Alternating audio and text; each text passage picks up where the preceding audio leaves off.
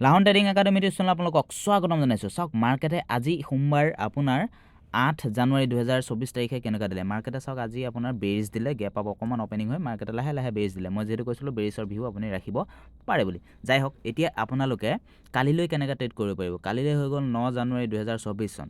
গতিকে চাওক প্ৰথম আমাৰ এই কালিলৈ ভিতৰত 9 দিন আমাৰ ট্ৰেডিং ছেশ্যনত যদি আপোনালোকে চাই জানুৱাৰী মাহৰ 2024 চনৰ জানুৱাৰী মাহৰ এই আজি কালিলৈ 9 দিন 9 দিনৰ আপুনি কেনেকৈ ট্ৰেড কৰিব পাৰিব। চাওক এতিয়া মই আপোনালোকক পোনে পোনে লৈ যাব বিচাৰিছোঁ ফিন নিফটিত। চাওক ফিন নিফটিত যদি আপোনালোকে চাই এইটো চাওক আজি গেপ আপ অপেনিং অকণমান বা ফ্লেটে অপেনিং হৈ পেলাই মাৰ্কেটে লাহে লাহে লাহে লাহে মাৰ্কেট বেৰিজ হ'ল, যিটো আপোনাৰ টাৰ্গেট আহিল 21,200লৈকে। ঠিক আছে, মই 225লৈকে টাৰ্গেট ৰাখিছিলোঁ, তালৈকে নাহিলে বাৰু। যাই হওক, এতিয়া যদি কালিলৈ আপোনাৰ ট্ৰেড কৰিব বিচাৰে, চাওক যদি 21,290ৰ পৰা 21,230ৰ আশে পাশে অপেনিং হয় বা 220ৰ আশে পাশে অপেনিং হৈ মাৰ্কেট যদি লাহে লাহে লাহে লাহে তাতে কনচলিডেট কৰে, অকণমান সময় তাত অতিবাহিত কৰিব দিব।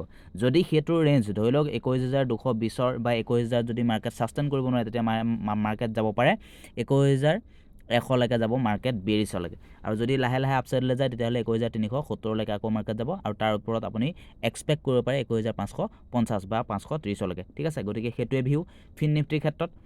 যদি 21,220ৰ পৰা ওপৰত মাৰ্কেট অপেনিং হয়, যদি ফ্লেট অপেনিং হয় অকণমান এইটো ৰেঞ্জ একে হ'ব, এইটো ৰেঞ্জৰ ভিতৰতে চাব। আৰু যদি লাহে লাহে আপছাইড ডাউন ছাইডলৈ যায় তেতিয়াহ'লে মই কৈছোঁৱেই 21,000লৈকে আপুনি ৰাখিব পাৰে ফাৰ্ষ্ট টাৰ্গেট, আৰু ছেকেণ্ড টাৰ্গেট 20,900লৈকে আপুনি বেছ ভিউ ৰাখিব পাৰে। মোৰ মতে 21,000ৰ পৰা মাৰ্কেটে এইকণলৈকে আহি পেলাই মাৰ্কেট এইকণৰ পৰা ইউ টাৰ্ণ হৈ ৰিভাৰ্চল বা ভি আকাৰত ৰিভাৰ্চল দিব লাগে। গতিকে অকণমান ট্ৰেড কৰোঁতে অকণমান সাৱধানে ট্ৰেড কৰিব, যিহেতু ৰেঞ্জ ব্ৰেক ডাউন দিবলৈ গৈ আছে বা ব্ৰেক আউট দিবলৈ মাৰ্কেট গৈ আছে। ঠিক আছে, এতিয়া নিফটি বেংকত আপোনালোকে কেনেকৈ ট্ৰেড কৰিব। চাওক বেংক নিফটি বা নিফটি বেংকত যদি ট্ৰেড কৰিব বিচাৰে তেতিয়াহ'লে আপুনি মাৰ্কেটত এটা বস্তুৰ লক্ষ্য ৰাখিব লাগিব, সেইটো হৈছে মাৰ্কেটত আপুনি চাব যদি বেংক নিফটিৰ ক্ষেত্ৰত মই কৈছোঁ দেই, বেংক নিফটিত চাব এইটো 47,400ৰ তলত যদি মাৰ্কেট লাহে লাহে আহে তেতিয়াহ'লে বেৰিজ টাৰ্গেট ৰাখিব 47,000লৈকে। 47,000 আৰু তলত যদি আহে তেতিয়াহ'লে 47,400ৰ পৰা আকৌ আপুনি 47,200লৈকে বেৰিজ ভিউ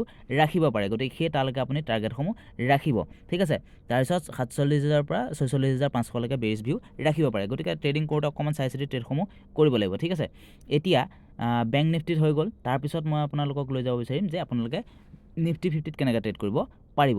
বেংক নিফটিত আৰু এটা কৈছোঁ, আপছাইডলৈ যাবলৈ হ'লে আপোনালোকে ৰেঞ্জটো চাব 47,800ৰ ওপৰত আকৌ ভাল কেণ্ডেল বনিব লাগিব, বা তাৰ ওপৰত যদি ছাষ্টেইন কৰে মাৰ্কেট তেতিয়াহ'লে আপুনি বুলিছ ভিউ ৰাখিব পাৰে। আৰু এটা কথা, 47,000ৰ পৰা 47,400ৰ ভিতৰত এইটো এটা ৰেঞ্জত মাৰ্কেট থাকি পেলাই একদিন বা দুইদিন থাকি মাৰ্কেটে লাহে লাহে আকৌ ইউ টাইপ ৰিভাৰ্চল দি মাৰ্কেট আপছাইডলৈ গুচি যাব পাৰে। গতিকে সেই ভিউটো আপুনি ইয়াত ৰাখিব লাগিব। গতিকে এই ৰেঞ্জটো অকণমান মনত ৰাখিব 47,000লৈকে। 47,000 তলত যদি আহি যায় তেতিয়াহ'লে 46,500লৈকে আপুনি বেৰিজ ভিউ ৰাখিব পাৰে। আৰু যদি বেছি ডাঙৰ গেপ আপ অপেনিং হৈ যায়, ধৰি লওক 48,150ৰ পৰা 48,000ৰ ভিতৰত, তেতিয়া মাৰ্কেটৰ এইটো ৰেঞ্জৰ ভিতৰতে মাৰ্কেট আকৌ এদিন বা দুদিন থাকিব বুলি মই ভিউ ৰাখিছোঁ। আৰু তাৰপিছত যদি আপছাইডলৈ ব্ৰেকআউট দিয়ে তেতিয়াহ'লে 48,850লৈকে আপুনি ভিউ ৰাখিব পাৰে, বুলিছ ভিউ। ঠিক আছে, এতিয়া নিফটি 50ত আপোনালোকে ট্ৰেড কৰিবলৈ হ'লে চাওক নিফটি 50ত ট্ৰেড কৰিবলৈ হ'লে এইটো যিটো ৰেঞ্জ আপোনালোকে দেখা পাইছে 21,400ৰ ওপৰত যেতিয়ালৈকে থাকিব তেতিয়াহ'লে মাৰ্কেট বুলিছ বুলি আপুনি ভিউ ৰাখিব পাৰে। তাৰ তলত যদি লাহে লাহে আহিব বিচাৰে আপুনি বেৰিজ ৰাখিব পাৰে 21,240লৈকে। তাৰ পৰা হয়তো মাৰ্কেটে আকৌ ইউ টাৰ্ণ ৰিভাৰ্চল দিব পাৰে। যদিও নিদিয়ে তেতিয়াহ'লে 21,000, তাৰপিছত 21,000 যদি তললৈ যায় তেতিয়াহ'লে আপুনি অকণমান ডাঙৰ মোমেণ্টাম দেখিব পাৰে বেৰিজ ভিউ মতে। গতিকে সেইটো চাই অকণমান ট্ৰেডসমূহ কৰিব লাগিব। চাওক মাৰ্কেটত সদায় আপুনি নিউট্ৰেল হৈ বহি ট্ৰেড কৰিব লাগিব। চাওক সেইমতে আপোনালোকে ট্ৰেড কৰিব, য'ত আপুনি ভাল চান্স পাব ট্ৰেড কৰিবলৈ, তাতহে ট্ৰেড কৰিব। গতিকে আজিলৈ ভিডিঅ'টো ইমান আছিলে, ধন্যবাদ।